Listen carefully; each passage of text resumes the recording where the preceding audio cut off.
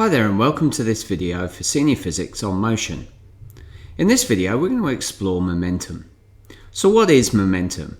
Well, momentum is basically a component which is made up of two main variables.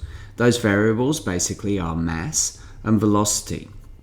And they're really useful, or momentum is really useful to measure things like collisions and explosions. And we use the concept of momentum along with the idea of center of mass, which we explored earlier, to determine what happens or has happened to an object that has either collided either on a one-dimension, two-dimensional, or three-dimensional plane.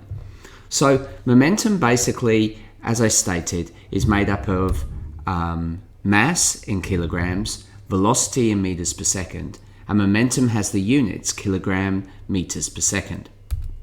So it's a vector quantity because velocity also happens to be a vector quantity. So as a result, all the information, the concepts that we've learned about velocity as a vector will apply to the same scenario as in momentum.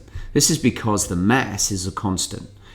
In the units that we're going to be studying, we're not going to be losing any mass. So as mass remains constant before and after a situation, the only thing that's going to change is the velocity. So things like change in velocity are going to apply in the same way in momentum as they did in our velocity units. Now basically what we tend to find is that if we've got an unbalanced force which is applied on an object, Newton's laws basically state that we're going to change the velocity. So by acting a force, we're going to accelerate or change that velocity. So as a result, we change or accelerate the momentum. And as a result, this can be calculated from the algorithm that change in momentum equals the final momentum minus the initial momentum.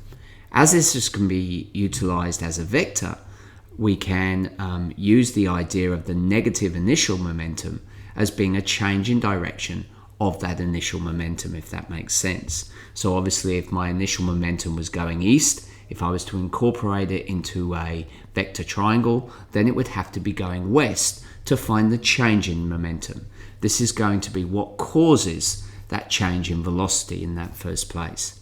Okay, so let's start off and just have a look at an example of how we utilize the algorithm, and then we'll go on and have a little bit more of an involved example looking at change in momentum. So here we've got an example where we're going to calculate just solely the momentum of a 2 kilogram bowling ball which is traveling at 8 meters per second south. Note that the velocity has been mentioned in the form of a vector, so the momentum must be stated as a vector with a magnitude and a direction. So pause it for a moment, see if you can calculate the momentum of this bowling ball. Okay, welcome back. So how did you get on? Well, let's have a look. So the solution here, we're going to be using momentum equals the mass times the velocity. The mass is 2 kilograms. The velocity is 8 meters per second south. So the momentum overall is 16 kilogram meters per second south. How'd you get on? Pretty straightforward, eh? So now you can calculate the momentum. The next example I've got for you is where we're going to be looking at the change in momentum. So remember that the change in momentum basically is the final momentum minus the initial momentum. Have a go at this question where we've got the proton of mass 1.67 times 10 to the negative 27 kilograms is accelerated from 3 times 10 to the 4 meters per second north to 3 times 10 to the 5 meters per second north. So we're going to calculate that change in momentum. So you have to utilize the type of momentum equation as you did in the previous example and then apply it to our change in momentum algorithm. So pause the video now, see how you get on.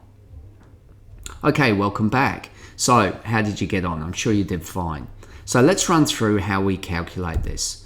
Well, we know that the change in momentum is the final momentum minus the initial momentum. And there's our algorithm. Delta phi equals phi final minus phi initial. Remember that little p is the Greek symbol phi.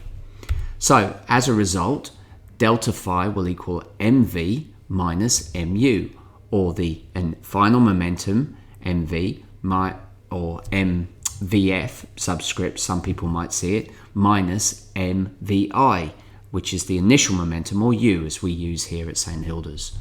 Okay, so let's substitute in and find, let's break it up and let's find the final momentum first, followed by the initial momentum.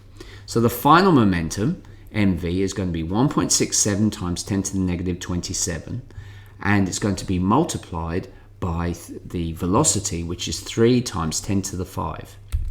This gives me 5 times 10 to the negative 22 kilogram meters per second north. So that's the final momentum. Let's find the initial momentum. Well, it's the same algorithm. It's the same process. We know it's going in the northerly direction, but what's happened is it's actually gone from, it's 1.67 times 10 to the negative 27 times 3 times 10 to the 4. So it's obviously slower than the final momentum. So we end up with 5 times 10 to the negative 23 kilograms meters per second, but it's in the same direction. Now, to use the algorithm, what I've got to do is to actually change the direction of the initial momentum. So instead of being north, it's going to be south. Now, if I say that north is going to be positive, the change in momentum will be one plus the other, but because it's going in the opposite direction, I need to take it away. So the result of the final, or the change in momentum, is the initial momentum, 5 times 10 to the negative 22, take away 5 times 10 to the negative 23, which gives me 4.5 times 10 to the negative 22 kilogram meters per second north. This is what promotes the change in momentum and allows it to accelerate up to 3 times 10 to the 8 meters per second north.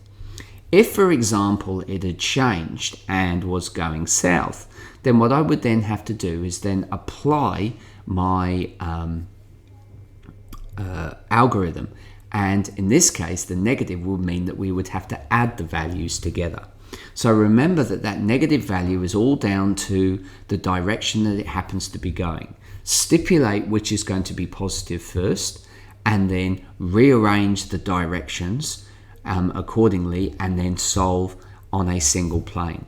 So obviously that's very straightforward when we're dealing with single one plane directions. If we were looking at two-dimensional directions, then what we would then do is we would then use a right angle triangle and use Pythagoras and trigonometry, and instead of it just being velocity, we do it as momentum. So it's exactly the same as we've done before, but we'll cover that that two-dimensional aspect later on. For now, just concentrate on momentum and change in momentum. I put a worksheet on the post of this course so that you can work through those sorts of algorithms. Well, I hope you found that useful. Thank you for watching, and I look forward to you joining me again. Bye for now.